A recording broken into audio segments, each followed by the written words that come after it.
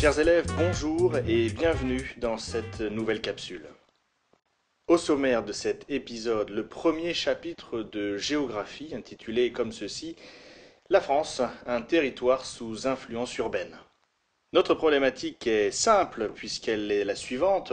Nous allons nous demander pourquoi la France est-elle un territoire sous influence urbaine, en quoi la France est-elle un territoire sous influence urbaine. Pour cela, je vous invite à regarder deux épisodes. Cet épisode d'abord, dans lequel nous allons voir quelles sont les caractéristiques d'une aire urbaine, puis un second épisode dans lequel nous allons nous intéresser à la répartition de la population et donc à l'occupation du territoire français par les êtres humains.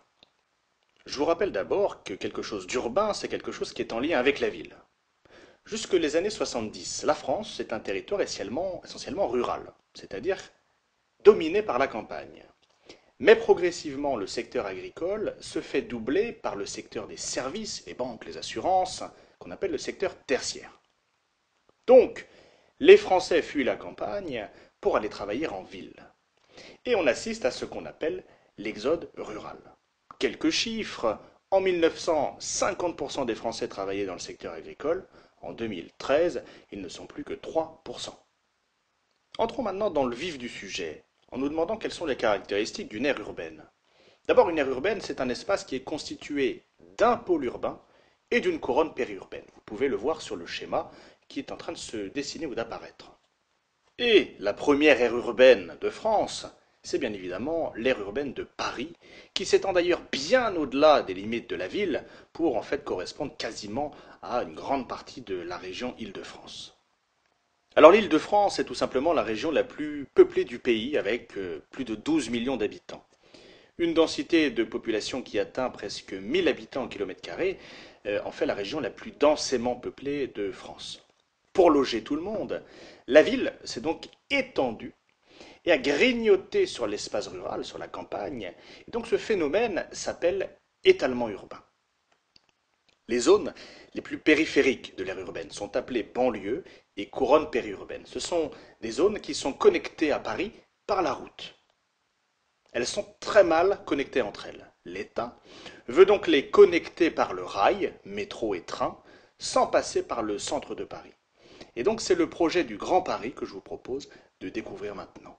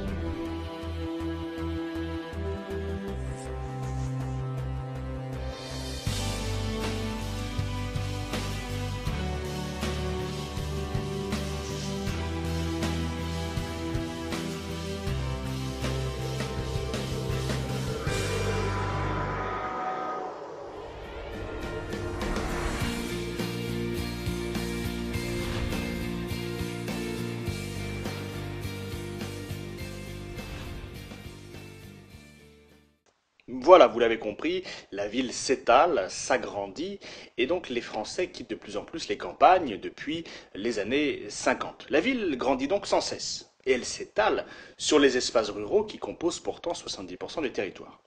Mais tout le monde ne peut pas vivre en plein centre-ville, bien évidemment, par manque de place.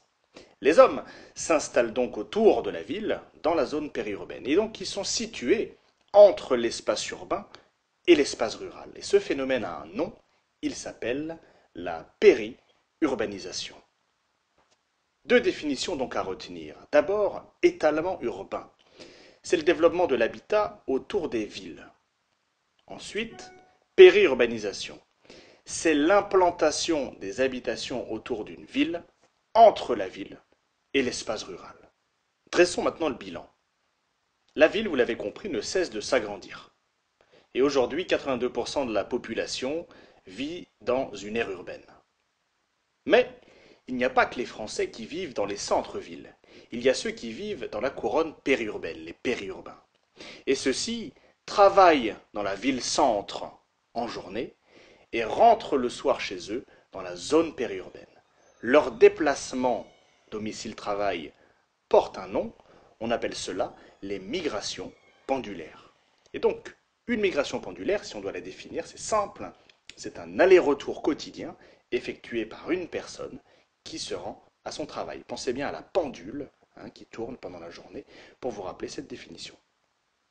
Voilà, nous en avons donc terminé avec cette première partie où nous avons donc expliqué quelles étaient les caractéristiques de l'aire urbaine et particulièrement de celle de Paris puisque c'est notre étude de cas. Je vous donne rendez-vous maintenant dans la prochaine capsule où nous allons nous intéresser à la deuxième partie de ce cours.